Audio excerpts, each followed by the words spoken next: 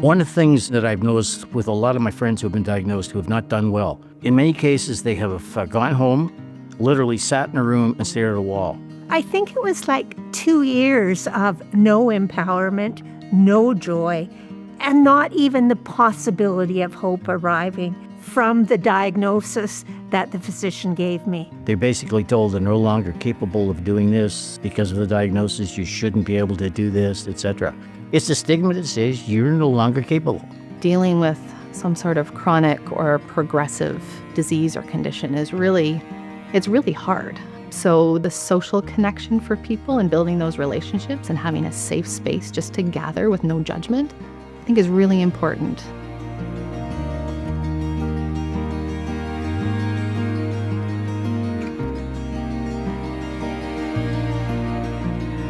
Somewhere along the line, somebody came to me and said, "Do you want to participate in an art project?"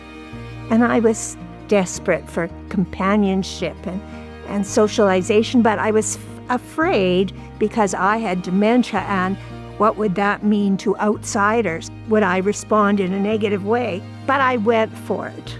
And something amazing happened. I liked it. I liked being with the people.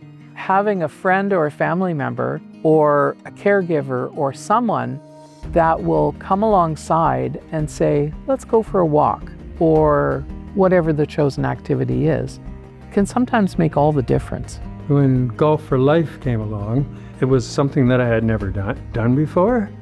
And to be perfectly honest, I wasn't that interested in it. My lovely wife had to push me out a few times to get me going, and then once I got in there, I was okay, So I come out here every chance I get, and I go around with the guys and the girls, and we have a riot. Then I think, oh gee, life isn't going to be as bad as I thought, Look at this. It's vital that people see faces of dementia, see that you still have the ability. It's looking at that person living with dementia and what they're capable of doing, not what they can't do. Everybody is so individual and so different.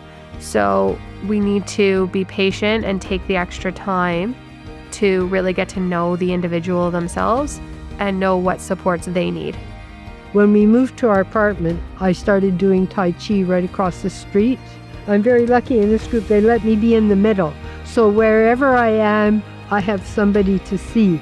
And if I don't remember what the move is, I can figure it out pretty quickly.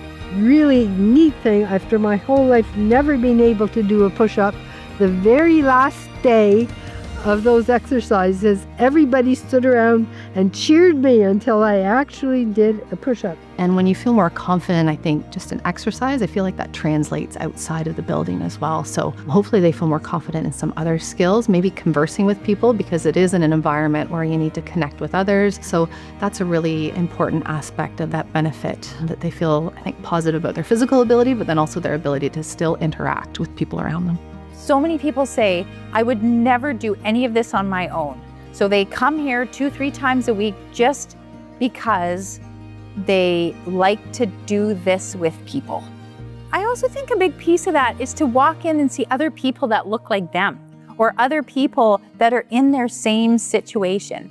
If they see someone who is still out there, still participating, being active, it goes against the stigma that says you're no longer capable. But it also gives a bit of a boost to those people who are believing everything they're told, who are prepared to sit in a chair and do nothing.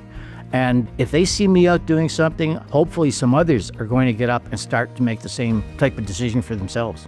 Being involved in anything dementia-related has given me purpose. The socialization aspect of all of this is a key factor in continuing to live a good life on a daily basis. I want to live life to its fullest, be as active, be as involved as I can in order to make it easier for people diagnosed after me.